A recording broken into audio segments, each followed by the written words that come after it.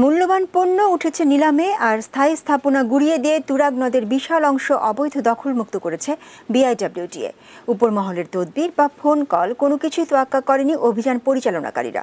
তুরাগ নদের বিরুলিয়ার পঞ্চবটি এলাকায় এভাবেই জিরো টলারেন্স নীতিতে অভিযান চালিয়েছে বিআইডব্লিউটিএ।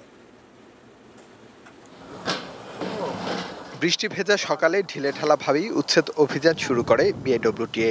অভিযান পরিচালনার আগে স্থায়ী স্থাপনা সরিয়ে ফেলার জন্য অবশ্য নোটিশও দেওয়া হয়েছিল মালিক পক্ষকে। বেলা বাড়ার সাথে সাথে গতি আসে উচ্ছেদ অভিযানে। তুরাগ রিক্রিয়েশন ওয়ার্ল্ডের দেয়াল থেকে বেশ কিছু অংশ তুরাগ নদ দখল করে নির্মিত। কাগজপত্রের চুলচেরা বিশ্লেষণের পরেই শুরু হয় গুড়িয়ে দেওয়ার পালা।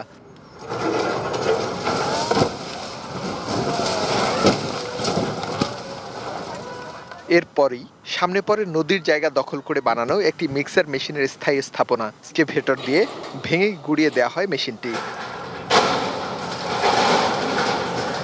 এ তো গেল শুধু গুড়িয়ে দেওয়ার পর্ব।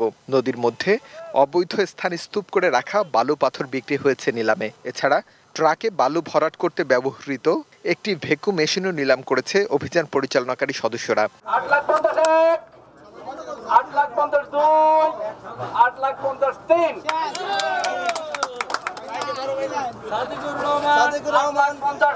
সর্বোচ্চ দর গৃহীত হয়েছে।